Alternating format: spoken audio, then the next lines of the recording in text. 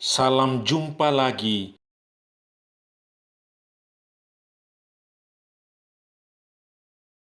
bersama saya, Pastor John Lewar SVD. Suara Pagi.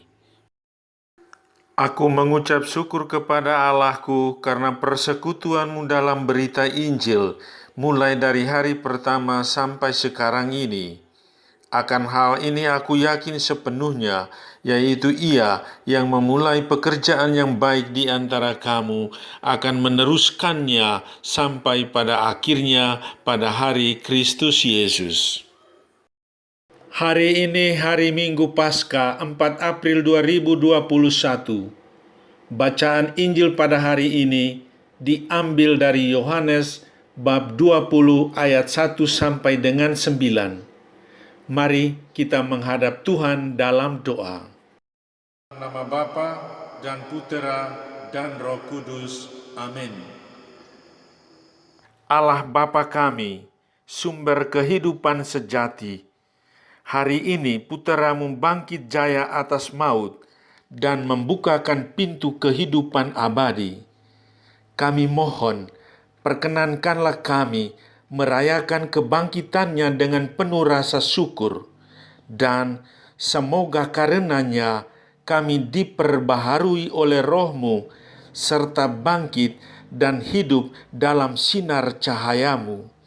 Demi Yesus Kristus Puteramu, Tuhan dan pengantara kami. Amin. Tuhan bersamamu dan bersama Roh-Mu. Inilah Injil Yesus Kristus menurut Yohanes. Dimuliakanlah Tuhan. Pada hari Minggu Paskah, pagi-pagi buta, Maria Magdalena pergi ke makam Yesus dan melihat bahwa batu penutup telah diambil dari pintu makam itu. Maka ia lari mencari Simon Petrus dan murid lain kesayangan Yesus, dan berkata kepada mereka, "Tuhan diambil dari makam, dan kami tidak tahu ia dibawa kemana." Mendengar itu, Petrus dan murid lain tadi keluar dari rumah dan pergi ke makam. Mereka berdua lari, tetapi murid lain tadi lebih cepat, sehingga ia sampai ke makam lebih dahulu. Ia menjenguk ke dalam dan melihat kain kafan, tetapi tidak masuk. Kemudian Petrus datang menyusul dan masuk ke dalam makam. Ia melihat kain kafan dan tudung yang dipakai untuk menutup kepala Yesus. Kain tudung itu tergulung, letaknya terpisah dari kain kafan. Lalu masuk juga murid yang pertama sampai ke makam. Ia melihat dan percaya. Namun mereka belum memahami kitab suci yang mengatakan bahwa Yesus harus bangkit dari alam maut. Demikianlah Injil Tuhan. Terpujilah Kristus. Tema renungan kita pada hari ini: bersukacitalah sebab Kristus telah bangkit. Saudari-saudaraku yang terkasih dalam Kristus, kubur kosong. Siapa tidak terkejut dan takut? Pasti ada 1001 reaksi dan tanggapan, serta berbagai tafsiran bisa muncul. Ada yang percaya dan ada yang tidak percaya. Maria Magdalena pergi ke kubur. Dia melihat batu terguling dari kubur. Reaksinya amat wajar. Tuhan telah diambil orang dari kuburnya. Jenazah Yesus sudah dicuri orang.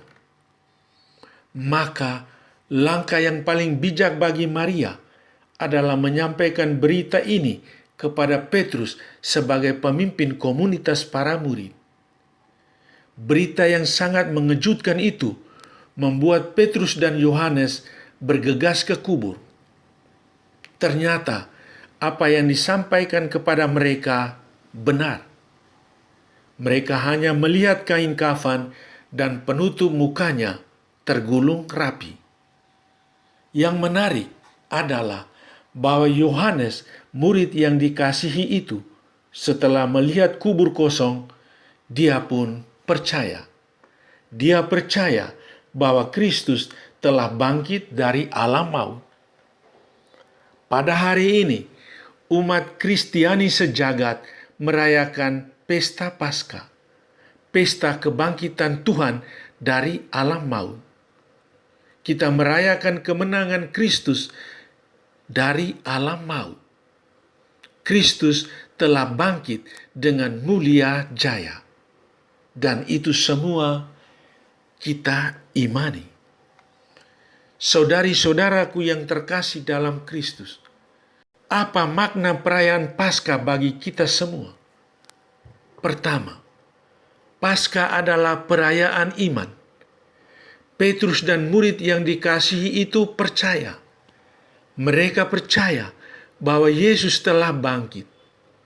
Inilah yang menjadi dasar dan pokok iman kita. Maka kebangkitan Kristus harus diterima sebagai sebuah kebenaran. Kita yakin dan percaya dengan sungguh-sungguh bahwa Kristus adalah pusat dan tujuan hidup kita. Kalau begitu, kita tidak boleh mengingkari Dia. Kita percaya kepadanya sampai kita mati.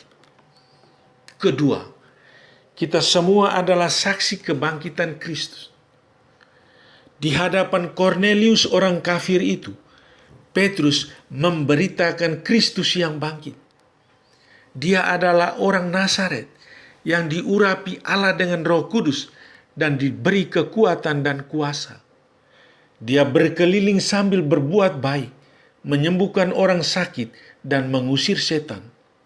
Karena perbuatan baiknya, dia dibunuh, digantung di kayu salib, tetapi dibangkitkan Allah pada hari ketiga. Petrus menjadi saksi kebangkitan Kristus.